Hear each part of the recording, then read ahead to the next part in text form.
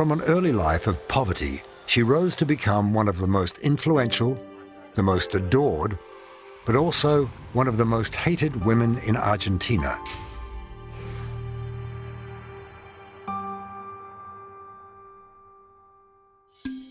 Eva Duarte came to Buenos Aires when she was 15 years old. She aspired to be an actress, but it would be her politics that set her on the path to fame.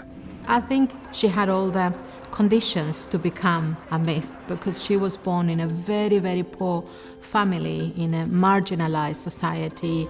She understood what it was like to be very poor with no access to education, no access to facilities, to medical services. So she was determined to change that. Eva had just started a political radio station in 1944 when she met Colonel Juan Perón. A year later, the pair married, and Juan Perón entered the 1945-46 presidential race. Eva was right at his side, a political figure in her own right. People saw her as the Lady of Hope, as a savior, and one of them, because she came from very poor origins, so she understood them.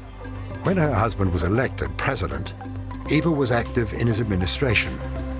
Eva Perón has been well in the news. Here she is arriving in Rome, where, as wife of the President of Argentina, she was accorded a great reception.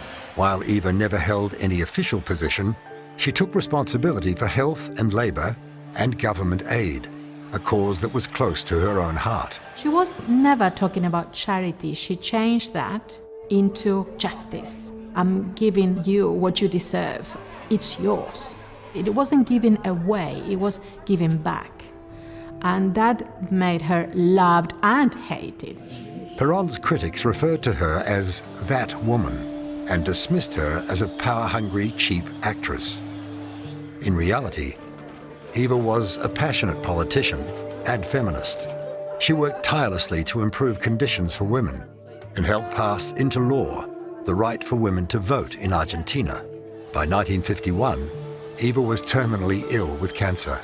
Following the first of a series of hopeless operations, she showed the unmistakable marks of her losing fight against the dread disease. Her death on July 26, 1952, at 33 years old, was mourned by millions. And the sadness of her passing has evoked sincere and widespread grief throughout the country. Enshrined in the hearts of millions as Argentina's national heroine, she is remembered now as the President's brilliant partner, Evita. She was seen as the savior of the working class, giving her life for their cause.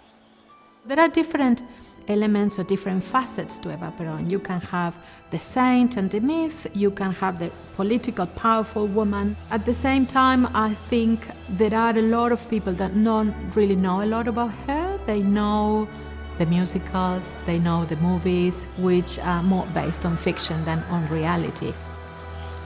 Eva Perón's true legacy is in her influence on politics and society at a time when women had little true power. She could have been the first female president, but her health didn't let her.